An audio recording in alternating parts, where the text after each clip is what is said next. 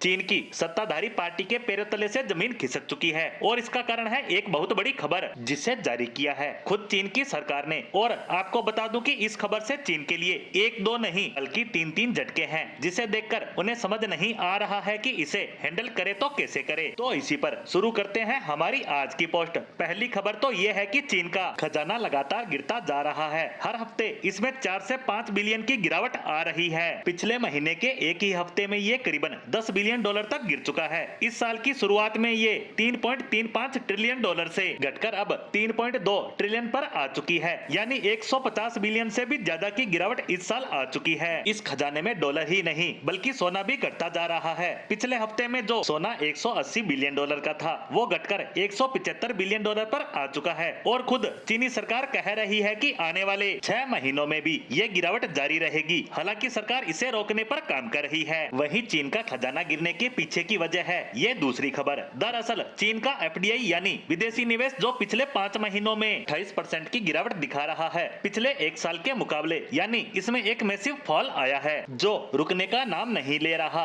क्योंकि विदेशी निवेशकों का चीन से मोहभंग होने लगा है। यहाँ तक कि ये अपना पिछला निवेश भी निकालने में लगे हैं। यही कारण है कि चीन के खजाने में गिरावट आ रही है। और ये खबर चीन के लिए बुरी और भारत के लिए अच्छी क्यों है? तो वो इसलिए क्योंकि आज से कुछ साल पहले तक चीन के अंदर भारत के मुकाबले कम से कम 10 गुना ज्यादा एफडीआई यानी विदेशी निवेश आया करता था। लेकिन आज की स्थिति यह है कि भारत में एवरेज हर साल 70 बिलियन डॉलर का विदेशी निवेश आ रहा है और चीन में 6 महीने के दौरान 50 बिलियन डॉलर का विदेशी निवेश आया है और हमारा 6 महीने में 35 बिलियन डॉलर। तो इसमें हम चीन से करीबन 10 से 15 बिलियन डॉलर पीछे हैं। मतलब कि हमने एफडीआई में चीन को लगभग पकड़ ही लिया है। और यह चीन के लिए बहुत बड़ा झटका है, क्योंकि वो देश जिसे आज से कुछ साल पहले तक चीन अपना कंपटीटर मानना तो दूर उसके बारे में सोचता तक नहीं था, आज वही उसे इन्वेस्टमेंट के मामले में तेजी से पकड़ रहा है। और जिस हिसाब से चीन का इन्वेस्टमेंट गिर रहा है और भारत का बढ़ रहा है, उससे ये अंदाजा लगाया जा रहा है कि आने वाले 2025 तक भारत इस फील्ड में चीन को बुरी तरह हरा देगा। इतना ही नहीं, तीसरी खबर तो चीन की कम्युनिस्ट पार्टी के लिए सबसे बड़ा झटका है, क्योंकि चीन का जो खजाना गिर रहा है, एफडीआई गिर रहा है, इसका सबसे बड़ा बेनिफिशियरी है भारत। चीन का ये खजाना निकल कर जा रहा है दूसरे देशों में और उसका एक बड़ा हिस्सा भारत आ रहा है। और चीन को जितना दुख इस बात का है कि उसका खजाना गिर रहा है, एफडीआई नहीं आ रहा है, उससे 10 गुना ज्यादा दुख इस बात का है कि ये जा रहा है भारत।